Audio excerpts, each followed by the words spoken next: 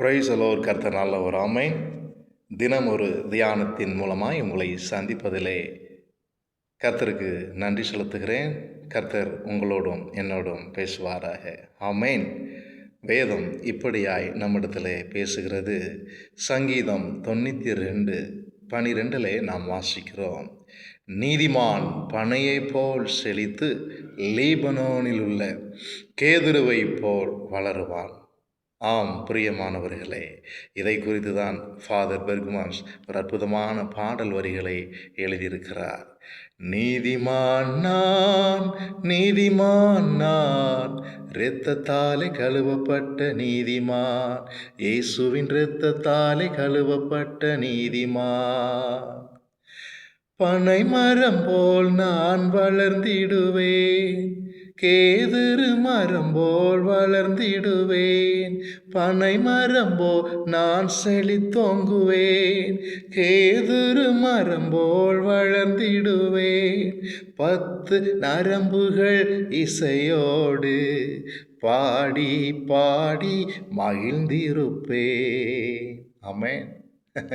10 நரம்பு வீணையோடு இந்த கை விரல்களை தட்டி ஆண்டவரை ஆராதிப்பதற்கு நீதிமானுடைய அந்த செழிப்பான வாழ்க்கை, கேதுரு மரம் போன்ற ஒரு உயர்வை தெய்வம் உங்களுக்கும் எனக்கு தரும்படி வேதம் உங்களுக்கும் எனக்கும் நம்மை அடையாளப்படுத்துகிறது.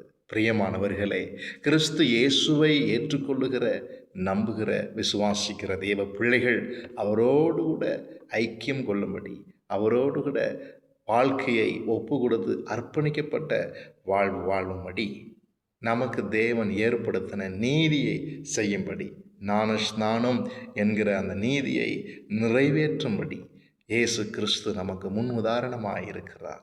யோவான் ஸ்நானகன் மூலமாய் யோர்தான் நதியிலே இயேசு கிறிஸ்து ஞானஸ்நானம் பெற்று கரையேறின உடனே வேதம் போதிக்கிறது, இவர் என்னுடைய நேசகுமாரன், இவர் மேல் நான் பிரியமாக இருக்கிறேன்.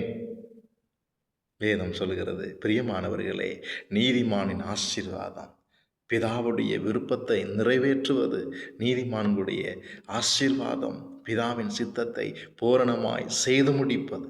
இயேசு நமக்கு எப்படியெல்லாம் முன் உதாரணமாக இருந்து சிலுவையிலே வெற்றி பெற்றாரோ அதே போல நீங்களும் நான் இந்த பூமியிலே வாழும் நாட்களெல்லாம் கர்த்தர் உங்களுக்கும் எனக்கும் கொடுக்கப்பட்ட இந்த வாய்ப்புகளை நீங்கள் பயன்படுத்தி கொண்டு நீதிமானின் அந்த செழிப்பை நீங்கள் மக்களுக்கு காண்பிக்கணும். நான் நீதிமான், நான் நீதிமான், இயேசு கிறிஸ்து எனக்காக இரத்தம் சிந்தி இருக்கிறார், அந்த இரத்தத்துக்கு நான் கிரயத்துக்கு கொல்லப்பட்டேன், நான் அவருக்கு, அவருடைய அன்புக்கு நான் அடிமையாக இருக்கிறேன், என் தேவனுக்கு உகந்த காணிக்கையாக என்னை முழுவதுமாய் தருகிறேன். அவர் என்னை ஏற்றுக்கொண்டார், அவர் என்னுடைய துக்கங்களையும் பாவங்களையும் சாபங்களையும் மீறுதல்களையும் எல்லாவற்றையும் மன்னித்தார். அந்த ஒரு வெளிச்சம், அந்த நீதிமானுடைய அந்த பூரண ஆசீர்வாதத்தை நீங்கள் அனுபவிக்கக்கூடிய பிள்ளைகளாக இருக்கணும். பிரியமானவர்களே, குற்ற மனசாட்சியோடு கூட கூனி குறுகி நீங்கள் தேவனுக்கு பிரியமில்லாத ஒரு வாழ்க்கை வாழ்ந்து கொண்டிருக்கிறீர்களா? இன்றைக்கு மனம் திரும்புங்கள். நீதிமான், நீங்கள் நீதிமான் என்பதை உணர்ந்து கொள்ளுங்கள், புரிந்து கொள்ளுங்கள்.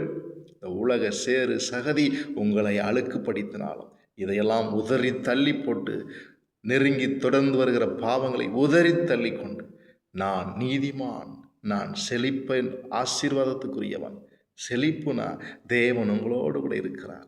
செல்லும் இடமெல்லாம் செழிப்பு, சேரும் இடமெல்லாம் ஆறுதல், போக்கிலும் மரத்திலும் இது முதற்கொண்டு உங்களை ஆசீர்வதிக்கிற கர்த்தர் உங்களோடு கூட இருக்கிறார். பிரியமானவர்களே, லீபனோனின் கேதுருவை போல நீங்கள் வளருவீங்க. உங்கள் உயரம் குறையாது, உங்கள் உயரம் கூடும். சரீரத்தின்படி அல்ல, ஆவிக்குரிய ஆசீர்வாதத்திலே, உன்னதத்திலே, சகல ஆசீர்வாதத்திலே உங்களை நிரப்பி இருக்கிறார். எபேசியர் நாம் வாசிக்கிறோம் இல்லையா? உன்னதங்களில் அவர் உங்களை ஆவிக்குரிய வரங்களினால் ஆசீர்வதித்திருக்கிறார். உன்னதமான ஒரு ஆசீர்வாதம், பரலோகத்தின் ஆசீர்வாதம். அந்த ஆசீர்வாதத்துக்கு நீங்கள் பங்காளிகளாக இருக்கிறீங்க. உங்கள் உயர்வை கண்டு இந்த உலகமே ஆச்சரியப்படும். உங்கள் உறவுகள், சொந்தங்கள், பந்தங்கள் உங்களை அவமானப்படுத்தின, காயப்படுத்தின, துன்பப்படுத்தின சத்துருக்கள் முன்பதாக பைபிள் சொல்கிறது, என் சத்துருக்களுக்கு முன்பு எனக்கு ஒரு பந்தியை ஆயத்தப்படுத்தி என் தலையை எண்ணெயினால் அபிஷேகம் பண்ணுகிறார். என் பாத்திரம் நிரம்பி வழிகிறது. பிரியமானவர்களே, நீதிமானின் செழிப்பும் நீதிமானுடைய உயர்வும் இந்த பூமியிலே ஆண்டவர் நிலைநிறுத்துவார். தேவன் நீதிமான்களுக்காக என்ன வேணாலும் செய்வார். ஆமென். துன்மார்கள் அறுப்புண்டு போவார்கள். அவங்க இருக்கிற இடம் தெரியாது. நீதிமான்களுடைய வாசஸ்தலத்தையோ அவர் ஆசீர்வதிக்கிறார்.